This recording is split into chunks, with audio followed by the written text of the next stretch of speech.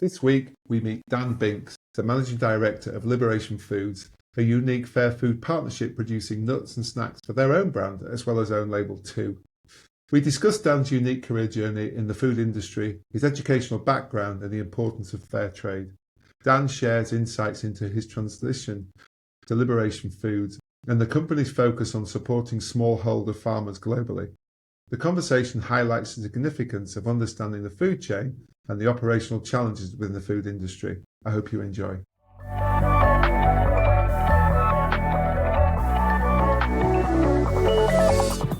Dan, good morning and thank you for joining me on the podcast. Morning, Steve. How are you? I'm all right. As we discussed off air, it's a little bit chilly at the moment, so people will be able to tell this is filmed in the beginning of January. My mother's birthday, I must know. I promised her I'd mention it today. Oh, there you go. Happy birthday to Mum. Yeah, exactly. We're having this discussion about age being a privilege, which I think somebody said over Christmas. I think it's a wonderful thing, because sometimes you get on a bit and you think, oh, this isn't working, that isn't working. It's like, well, Mum, you still there? You still going? We're going out for lunch today, so come on, what more do we need? Brilliant. So yes, we've got to get this wrapped up so I can take her out for lunch. So let's get going. So Dan, you are currently MD at Liberation Foods, but like all these things, it's always great to understand how you got there, because people see us with these grand titles in our careers and just assumed we've always been there, and we haven't. We've taken the journey and taken the path. So I think it's always nice to start the podcast by you just sort of giving us that thing. You can start as early as you want. Somebody has started. I was born. I think that's a little bit early, but if you want to do that and give your Arsenal story, then go for it. So I went to university in 1993, and I went through a slightly different path. I didn't go direct into a degree program. I went into a HND. I wasn't quite sure what I wanted to do, but I went into a HND in European food studies. I'd always intended to do something with language, and which sounds really bizarre considering I went into a food program, but I intended to do something with language, and I didn't quite get the A-level results I wanted to go on and do what I'd sort of planned when I was 18. You know, I thought of doing French and linguistics course. That's what the original plan was. But anyway, I didn't get the grades. I decided that I needed some kind of vocational course. So I found myself on a HND program in European food studies, which included a year spent studying food science in France and in the French language, and a year spent in the UK. And from there, so I was able to develop my language skills as part of that, of course. So I sort of ticked one box. So you got that box ticked, yeah, as you say, yeah. And then I got myself some kind of vocational career, and the thought process at that time was everybody always needs to eat, so there's always going to be jobs in the food industry. So hey, why not? And it sort of began from there. Once I sort of fast forward to the end of the HND program, and I transited onto the second year of a degree course in food quality at Bournemouth University, and I spent a year studying, year out in industry, and then I did my final year, and I graduated with BSc honours in food quality in 1998, and then I was out into industry for real. And I was thinking, what am I going to do here? Wasn't sure whether I wanted to go down the commercial route.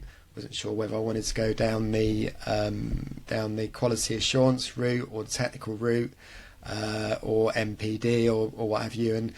And so I started applying for jobs, and I landed a job as a quality assurance technechician with a food group called Hazelwood Foods, who you may or may not have heard of. They don't exist anymore. They were bought out in the early 2000s by what is now called the Green Core Group. And we've done quite a bit of work with Green Core in the past. That's where I knew Hazelwood. Yeah. Right. So so they got there looks as if there was quite a good career path through there, because there's multiple sites over the country, and I started in frozen ready meals up in North Wales, doing Heinz Beans cuisines. Do you remember those Heinz Beans cuisines? Yeah. Shepherd's pie with baked actually. beans. Yeah, exactly. That's what gets people through uni, isn't it? 100. Well, not just uni. Not just uni, no, through life actually a little bit. So I think I probably drew the line at salmon mornay with baked beans. I didn't actually like that one, but the other ones were okay with the mashed potato. But anyway, I did frozen ready meals. The site closed down, and there was redundancies, but I was lucky enough to actually transfer within the group, and I ended up at in the sandwich and pizza division in Northwest London.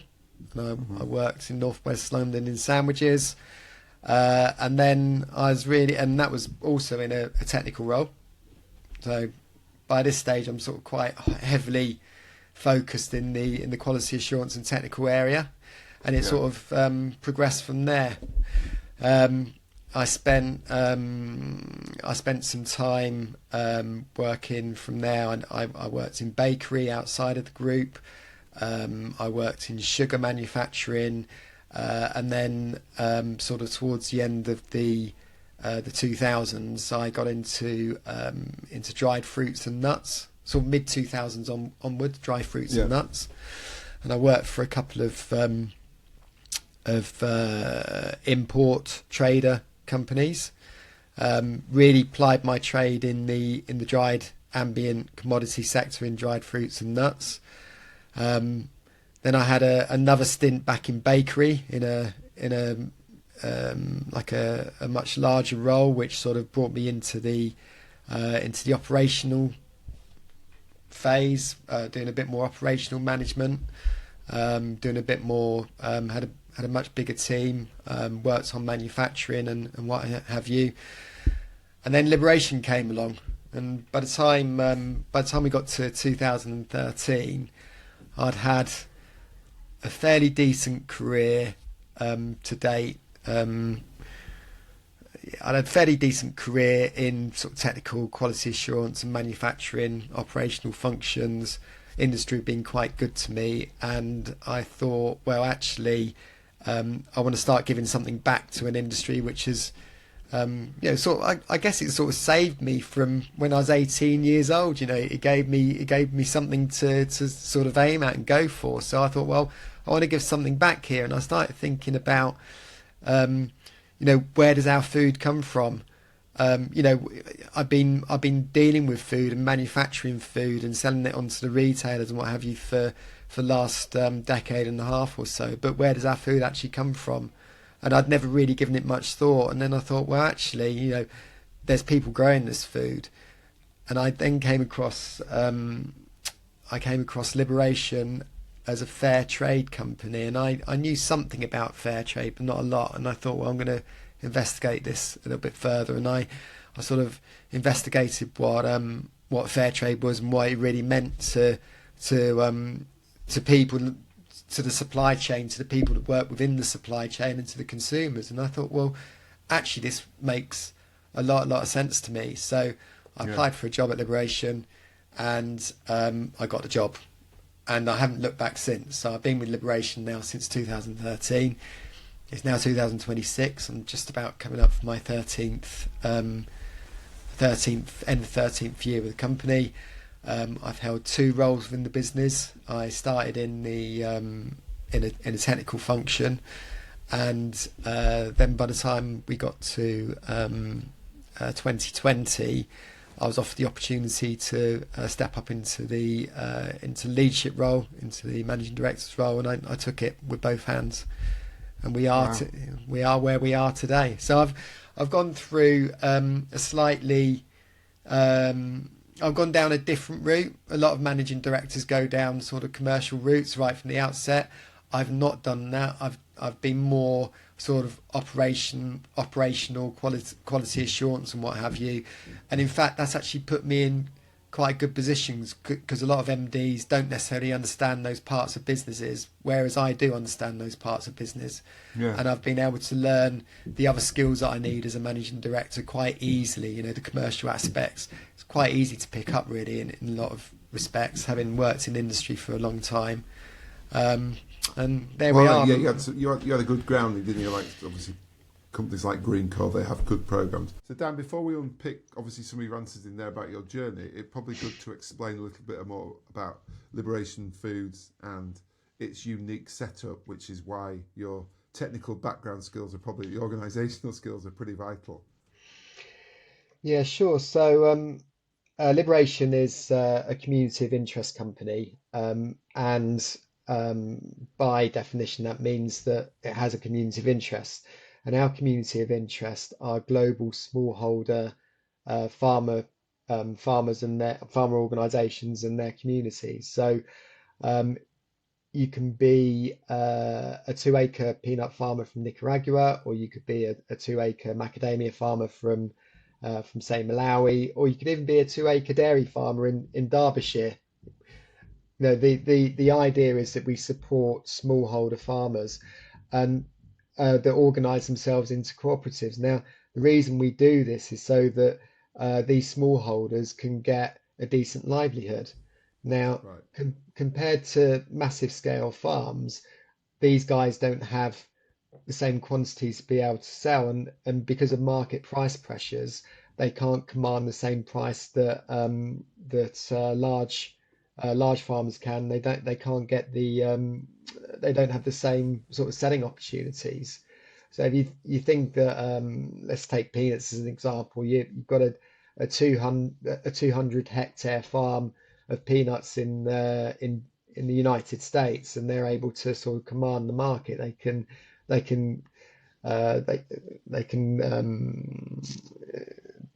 can sort of get their crop out the ground. They can collate it. They can sell it on. They've got all the income coming in. They can survive for the year. Whereas the smallholder farmer might only have half of his land or a quarter of his land sowed with peanuts, and by comparison, you know, he's getting maybe a couple of tons out the field, and he's only got that to sell. So what we do is we support smallholders to cooperate with each other into organisations, so they've got both the buying and selling power, and they got opportunities to access markets that large scale farmers have. Okay. Yeah. The other interesting you thing give them about that route, you give them that route to market that would be impossible for that Nicaraguan farmer to ever find. Is that absolutely bang on? Yeah, that's it exactly. And I think the other really interesting thing about it is that between the two models, and this is something that I'm actually quite passionate about, the large scale farming model is monocrop. 9 times out of 10, it's monocrop. And does that mean just one produces just one crop, one farm, one crop, year after year after year, the same thing? That's no good for soil quality. That's no good for soil enrichment. That means that the land is over farmed quite often. It leads to soil degradation. It leads to the topsoil being blown off. You know, in the case of peanuts, for example, and is really not good for the land. The smallholder, on the other hand, has got complete flexibility with what they do with their land. Well, they seem to have more flexibility, so they'll grow. Maybe a quarter of their farm might be peanut, and then they might have the other quarter of their farm being sesame seed, and they might have some other crops on the land as well. And what they'll do is they'll intercrop, and they'll actually crop rotate as well. So one year they'll grow peanut on one part of the land, and next year they'll grow sesame there, and peanut will go somewhere else. So they're forever actually enriching the soil, and they're not over farming the land. I've seen some fantastic, some really good examples when I've been traveling. So I was out in Kerala in southern India a couple of years ago at a cashew plantation on a 2 acre piece of land built on the side of a mountain in the Western Ghats. And the farmer and his family were growing over 200 different crop varieties on the land. 200 different crop varieties. they were able to feed the family. Any excess went for the local community and into community shops, and then they had their cash crop, which was cashews, which went as part of the cooperative, and the cooperative would organise the processing and export to Europe. Real sustainable living. Yeah, Real, yeah. yeah, But by both ends, like as you say, not only feeding the family, but then earning an income to grow earning and income. develop. Yeah, Yeah. And absolutely. does that the way that they obviously you talked about enriching the soil, so I'm very interested in that. Does that impact on the quality of the product, as in the crop? If I'm assuming if there's more nutrients and the soil's better, the product's better. Is that a fair assumption? You get less crop stress. You get less. You know, crops can become susceptible to. There's a range of different things. So mycotoxins is one. So within the peanut and nut chain, you get something called aflatoxin, and when you got high degree of stress on crop, then um, that can actually manifest in aflatoxin in product. Now, aflatoxin um, in minute quantities is there's a legal limit within the European Union where you know the crop can't be above the legal limit for aflatoxin. If it does go above the legal limit in small doses, it's it's not harmful to humans, but if you actually consume it in large quantities, then that can actually be carcinogenic, for example. So Right. where you got crop stress, you got the tendency to get aflatoxin, as an example.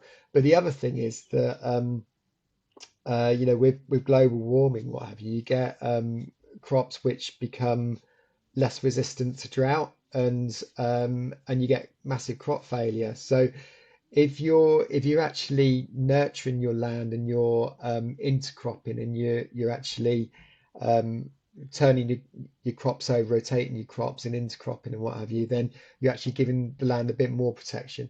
You're never going to eliminate drought. Let's be fair. No. The global warming's not going away, but you can do things to actually protect your crop. So I guess that's a long-winded way of saying my belief is that yes, you do. This model actually gives more crop protection, and it does actually produce a better quality crop overall. That's great. And so does does that what do you think that your model gives you as a unique advantage in the market then? I mean, obviously it's a fair trade product. I'm right in thinking that, isn't it? That you Yeah, produce.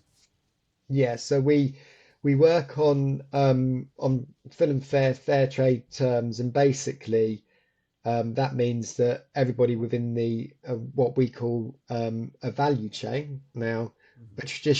a traditional speak would call it a supply chain, which is topped by the retailer at the top and the consumer, and at the bottom you got the farmer. It's like a vertical chain from top to bottom.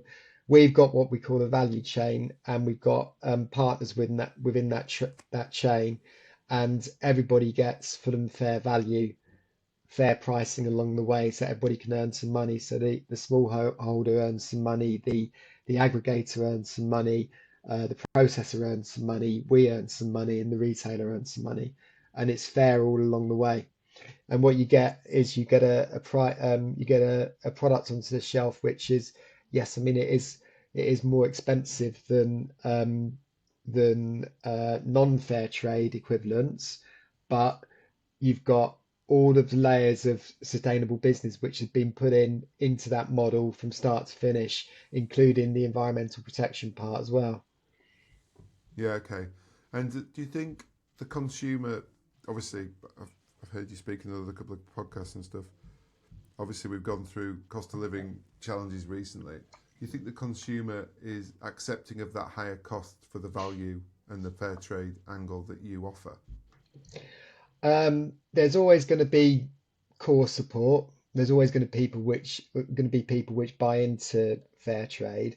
I think the challenge in the current market is trying to grow the base of consumers which are interested in fair trade, because I've, like you, probably you've got the situation now where I'm hearing a lot about let's choose to heat or eat your home, especially Yeah. with this cracking winter we got at the moment. It's Yeah.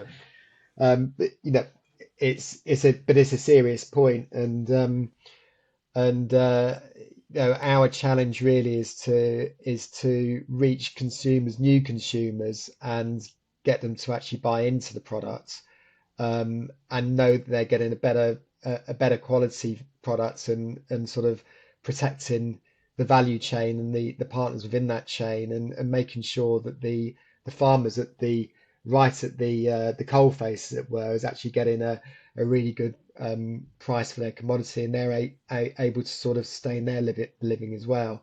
That's our challenge. So um, in this environment, that is more challenging. During Since 2022, the markets, trading conditions have been fairly tough. For 22 and 23, we sort of held our own, and we were able to push the business on a little bit. In 2024, 25, that effect of consumer cost of living really started taking hold, and we've not been able to progress as fast as we wanted to during that period. Yeah. And you're putting it down to like you say, that heat or eat angle, that in some aspects, although there's a big drive towards health foods, like you say, it comes at a cost, and unfortunately people are putting certain things on back burners, aren't they, at the moment? Well, they are, and this is where massive scale operations can actually take advantage. So you can get peanut. We'll continue with the theme of peanut because I find it easy to talk about. We take the 200 hectare peanut farm in Georgia. They're able to get um, their product out into the market, and almost sort of influence the market price and keep the price low. They sell everything, and that commodity will end up in a bag on the shelf, probably roasted and salted, and into whichever brand pack you want. But those organisations are able to um, take less of a price and put a Yeah. product onto the shelf where it can almost be seen as a loss leader in some respects. Um, we're not in that position. We don't believe in necessarily doing loss leading on products. We want to retain the value. We want to make sure that there's a fair amount of value going through the supply chain. We want to be able to sustain our business, and the farmers' business as well. That's the biggest challenge, really, I suppose. Although I've got to say that at the moment we've repositioned ourselves over the last year or so, and there are products on the shelf now which are similar sort of um, price points as our products, and we're still offering fair trade, and they're not. So Yeah. Okay. we took a slight hit on our margin, and sort of sustained business to be a bit more competitive. Yeah, because I read that I think in 21 you did a sort of a rebrand, Yeah. and repositioning of the business. What was the driver behind that then? Was that to try and dial up those key messages? Yeah, it was responding to the way the products were looking on the shelf at that point in time. So, the market moves on, and trends move on, and you get a whole new set of buyers through. So, you know, um, we wanted to appeal to a wider audience. The brand was, let me see, at that point, the brand at that time was probably 8 years old, 7 or 8 years old. It was Okay. either time to do a reboot or a refresh. We decided overall that a reboot would be the thing to do.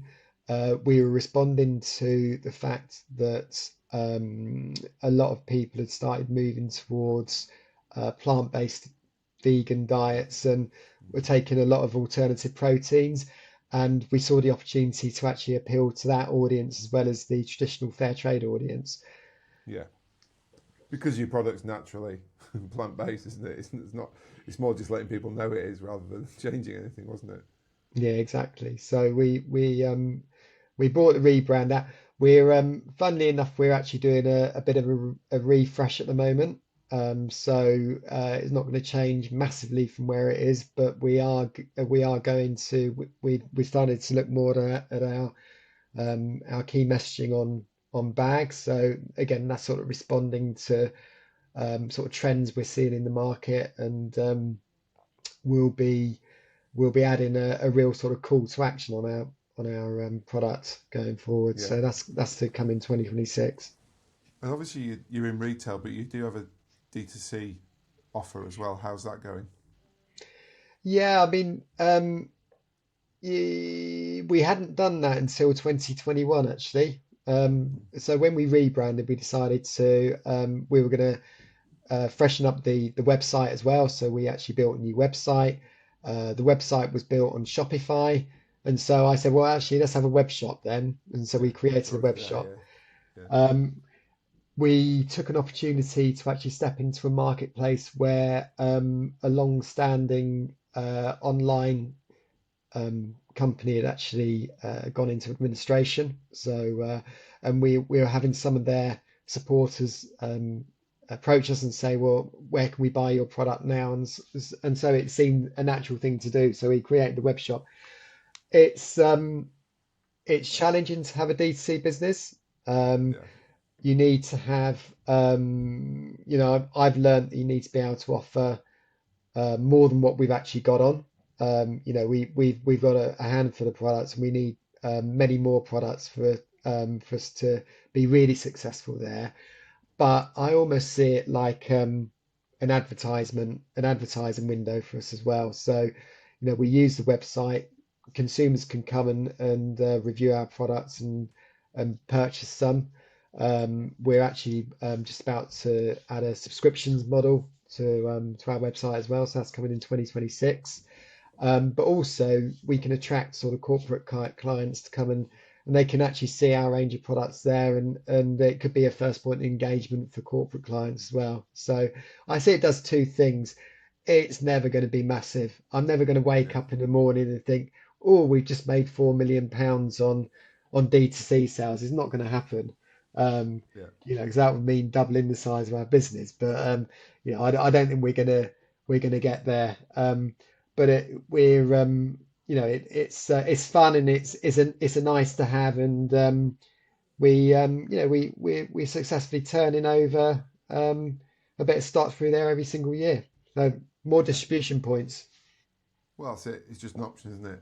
And in terms of the obviously the stuff that you produce with your partnerships, that doesn't all go out under the Liberation brand, does it? You white label, don't you, for certain partners?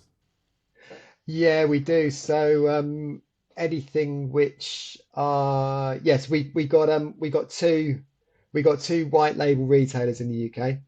Okay, so we work with Sainsbury's and Tesco's Yeah. on own label. So any Fairtrade nuts that you see in there at the moment are supplied by Liberation Foods from our partners, and then we do some European private label as well. So we work with probably the largest fair trade operator in France. We also work with a company in Germany. We've got a Dutch customer, we've got a Swiss customer, and we've got an Italian customer. Yeah. And does the model allow you to easily grow, if that makes sense? Say if you suddenly got another order with one of your partners, is it easy to switch that tap on, or does it involve going out? I mean, you're telling me you're going on a trip next week. Is it about constantly building that partnerships out in where the product's grown? Yeah, it's a bit of both really. So we can respond to yes, we can respond to stuff, and yes, it is partly about being able to secure supply. So what we the way that we purchase each year is that we will look at what our forecasted sales are for the year and what our forecasted sales would be if we added, and then we always build in a bit of contingency. So we might carry a little bit of stock over into the following year, or we might have the option to buy some additional stock during the year if we wanted to. So we have those sort of agreements. So we sort of commit at the beginning of the year to buy X, and then we might do X+1 or X+2, for example. Yeah. And do you normally guarantee to your partners how much you will buy? Is Yeah, that how the deal works? Yeah, there's a minimum you will, but you yeah, could buy more if it goes well. yeah, yeah. That's exactly it. Because, and the really important part is, in fact, this time of year is really important because the farmer partners that we work with are just they're in sort of harvest season at the moment. So peanuts got harvested in December. Um, Cashews are getting harvested in February, March time. Brazil nut gatherers are actually currently in the rainforest gathering Brazil nuts for the season. So this is the time when we start committing to volumes and helping our partners plan their businesses for the year. That's brilliant. And what's the trip you're going on next week? You're going to Peru, and where else was it you're going? Bolivia, Bolivia. So yeah. what does that involve? Does that involve seeing existing partners, or are you out there trying to find new ones? What's the driver? So I've got two things that I'm going to do when I'm out there. So I'm going out to primarily is sort of business discussions around what we're going to purchase this year for Brazil nuts, and that's going to be in Bolivia. So we're going to be deep into the Amazon jungle, um, and a couple of towns along the way. And then the other part, the really exciting part of the trip, that is exciting by the way, but the really exciting part of the trip, which really floats my boat, is the opportunity that we got in Peru. So um, I've after quite a lot of consultation with stakeholders in the business, I've decided to switch up the way that we source and our model a little bit more. So currently, the way it happens is we buy commodity, we bring commodity into Europe, we process it, we manufacture it, we put it into a bag, and we sell it on either in own label, private label, or in the Liberation brand. What we're going to do with the Liberation brand going forward is we're going to be sourcing as much finished branded Liberation products as we can from farmer partners across the world. So immediately they're getting the added value of getting that finished product into the bag. So instead of actually selling us, So they'll do the fulfillment, will they, and stuff? Yeah. Okay. they won't necessarily do the fulfillment, but they will do the manufacturing. So instead of Right. Okay. actually buying commodity, we'll buy finished products. We'll import the finished product, and all we do at this end of the chain is we concentrate on sales, marketing, and warehousing.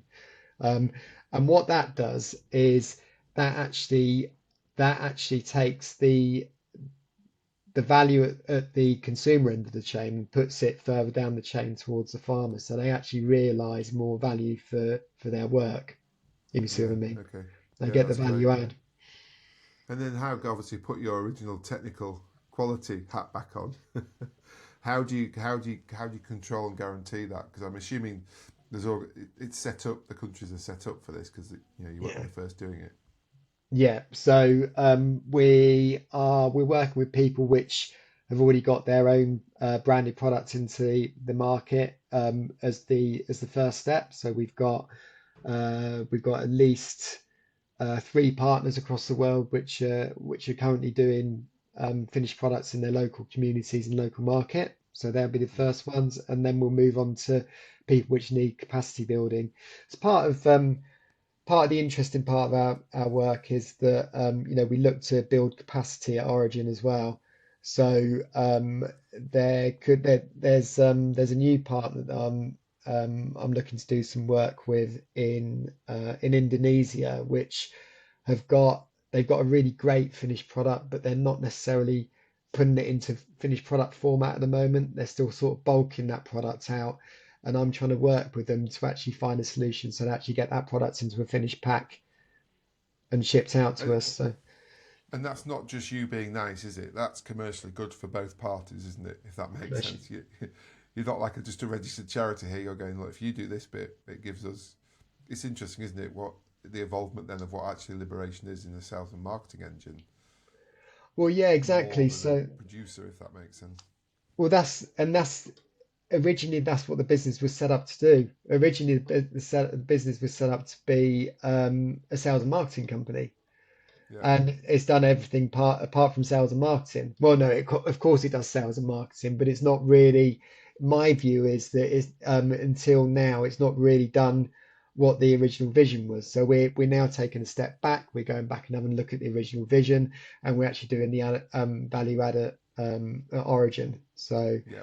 um, no, for me, and this is where my operational expertise comes in, and my commercial expertise is that we're actually making our supply chain more efficient.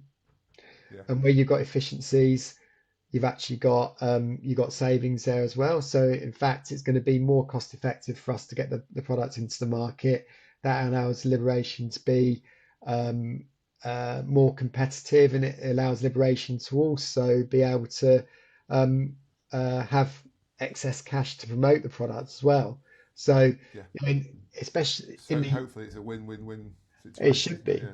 It should be. I mean, you cannot go into any supermarket these days without walking past an aisle where there's a big yellow label saying buy two for one, or Yeah. buy three for two, or get 50% off. And that's all. A lot of times that's actually funded by suppliers. Yeah. It might be with participation from the retail as well, but often it's the bulk of it's actually funded by suppliers. And to be able to do that, you can't, you need to be as efficient in your chain as possible. So, Yeah. That's fascinating. Let's go back to you then, Dan, and talk about, like you say, you started with a very much a technical background, understanding food standards and all of that, and a bit of French on the side. bit of French on the How side of it. how have you found your journey to, like you say, to general management that's come across from there? How have you found that, and have you managed to find a sort of a natural leadership style that's come out during that journey? Yeah, so um, working in technical roles, both in manufacturing and in office-based roles, I had to actually grow a really thick skin quite early on in my career. And I've been in some awful situations, I've got to say. I mean, it's manufacturing can be quite tough actually, and a lot of times you'll get food operators which they don't really want to be there doing what they're doing. They're cold and tired, and they're doing a horrible monotonous job. And the last thing they need is some little upstart coming along and saying to them, "Well, come on, guys, you can't stop chewing gum, you know, don't pick, all that sort of stuff. Especially if they've been there for blooming years." Yeah. That's probably a really bad example, actually. Maybe cut that one out. The Never nose picking happens with bit. that was in your old jobs, not in this current one. Yeah. Yeah, yeah, exactly. But it's quite a tough start, really. And you learn to have a really thick skin, and quite often, not even, not just within factory environments, but with management as well. So quite often, you'll find that management will see technical positions, technical functions as a necessary cost, but they don't produce anything. So they're a cost center. They don't produce Yeah. anything, and so they don't necessarily get um, the same sort of friendliness towards them as people which are actually going out and selling product, let's say. So I had to get myself a really thick skin quite early on, and that sort of put me in good stead. And I actually I sort of carved my way through the industry by taking a sort of approach where I would just talk to people and understand people, and not necessarily get upset or irate with people which were being awful to me, just try and work with them.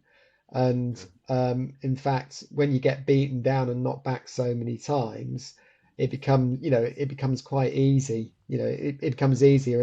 And so when I sort of stepped into leadership roles later on in my career, and then through Liberation, um, I found the transition from where I was into leadership actually fairly natural. I've always had some kind of team that I've been managing for Yeah. probably the last 20 odd years, 25 years, 20 odd years, say, I've been in proper management positions. So, largest team I've had was a factory team, and I had 30 odd people working for me across three different shifts. So I had sort of, I had to do quite a lot of organising of activities there because that was sort of multifunctional as well. Um, and then Liberation, by contrast, sort of leading the team, a much smaller team. The transition there was for leadership was actually fairly natural to me, but there were obstacles along the way as well because all of a sudden I was coming from a small team as a colleague to people and stepping up into a role was I was actually their boss, and these are people that I was working with day to day. So that was probably Yeah. the most challenging part for me. It takes Um, a certain skill to turn that around, but obviously you're still here Well, a you few just years have to. later, so something's gone right. You just need to, as I said. I mean, you roll with the punches. You take the knocks and have a thick skin. Don't Yeah. worry about anything. At the end of the day, and I learnt this. I learnt this probably maybe 10, 15 years ago. Probably 15 years ago. It suddenly dawned on me. Something clicked in my head as I was reaching this factory where I was working, this bakery where I was working, and I was having a bit of a torrid time there. Things weren't going well at all. And I suddenly thought, well, actually, look, you're not going in there as Dan, you're going in there as the operations manager of the business. Okay, you're the operations manager. You're not Dan inside that business, you're the operations manager. And that's the way you got to treat it. So nothing is personal. You don't take anything personally. And and if you get that sort of mindset, and that's actually quite difficult to teach yourself, I think. You get yourself into that mindset where you almost extract yourself from your body, and your body's there doing a job rather than you being inside your body doing the job. It's your body doing the job. Um, It's a then decent way to protect yourself, though, isn't it, as well? Because, like you say, because those people are lashing out at a system as well, not even you, if that makes sense. A lot of the time, and you've got to separate the two, haven't you? Oh yeah, absolutely. I mean, I've been in situations where the owner's son has actually invited me out to the car park, you know. Nice. Oh, I love it. Yeah, I love it. Oh well, yeah. We'll put that down. That you remember that, don't you, in your learning and your yeah, development. definitely, So look, definitely. you're sort of saying you've had the challenge of the year or two, as a lot of businesses have in many sectors. But as you look forward now, can you see a good pathway forward? Are you looking to evolve and develop the offer from the brand? And is that exciting you? Yeah, that's exciting me. So I've got some two or three projects at the moment, Origin projects, which are sort of coming to a conclusion, and we're in a position to offer more products in the market going forward. We're going to expand into slightly different commodity sectors as well. So we're traditionally Liberation has done nuts, Fairtrade nuts, and a bit of dried fruit. We're now going to expand that, and we're going to look at different product types as well. So we've got plans to actually extend our nut butter range, for example. So we're not just going to offer peanut butter. We're going to have some other butters there. Um, Nuts and peanuts are what you call oil seeds. So we're actually looking at getting some cooking oils into the business as well. Um, and we're also looking at doing a little bit of chocolate, probably not straight chocolate, but chocolate enrobing at least of nuts and dried fruit. So that's all to Nice. come. That's all to All right. come. If you need a tester for that, that's one of my favourites. No, absolutely. Would you like chocolate coated Brazils?